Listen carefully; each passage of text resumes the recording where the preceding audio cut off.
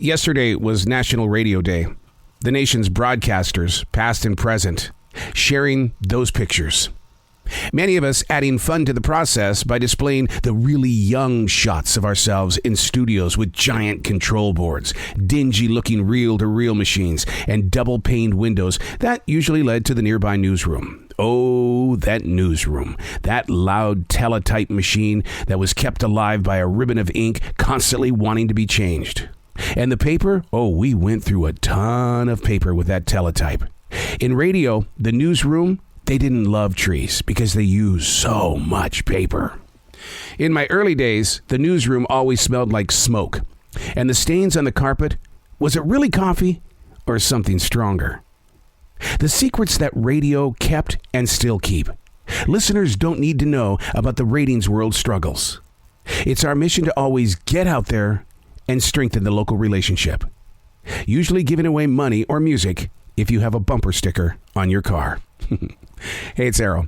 This is The Daily Mess, a chronological walk through an everyday world. I am a daily writer. I've always said that the reason why I've put in 44 years of broadcasting is because the writer needed a stage. And radio itself, or broadcasting, said, all right, you can come here. Just follow our rules. And if you need to write or say something, we'll figure something out. And usually when they figured something out, it was hosting a countdown or some sort of specialty show. And that meant even more work. I mean, oh my God. There was one show I used to do on 107.9 that would take me 19 hours to write, produce, bring in the talent, and just bring it together before it hit the airwaves on Saturday nights at 9 o'clock. Whew. This is The Daily Mess. Hey, we got to do it. Let's have an open conversation about praying for the people of Hawaii and now California. So much change in an age where it just feels like humans are getting in the way.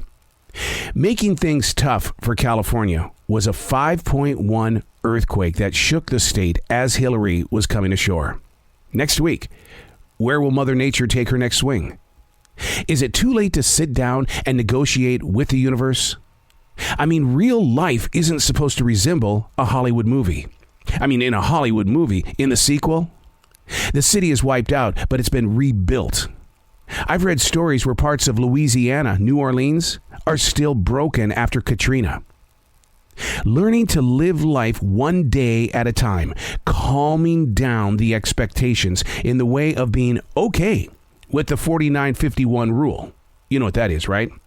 There's a 49% chance your plans are going to go through unscathed.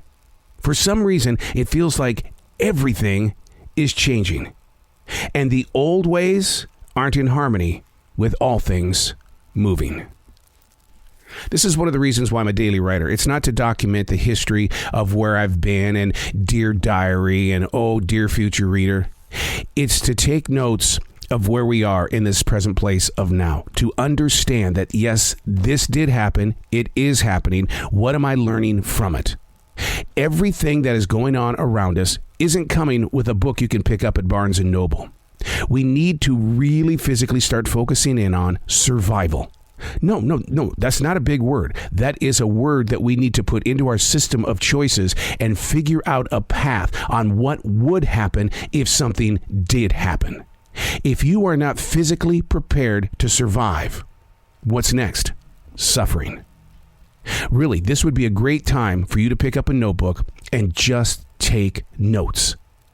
Sure, 10, 15 years from now, it might be a joke in your heart, but you were prepared, mentally and physically. And one thing I would really love to challenge you to do, I would love for you to build a relationship with somebody of homelessness. Do you know the reason why? Because how about those people in Hawaii right now that had all those beautiful buildings and businesses? They're homeless now. In California, the waters that Hillary is bringing to that state, those people that were on that highway going to work, they were just enjoying life. And now they have nothing. They don't know how to survive. They're going to have to learn how to survive. People of homelessness survive every night. I'm Arrow, and that's The Daily Mess.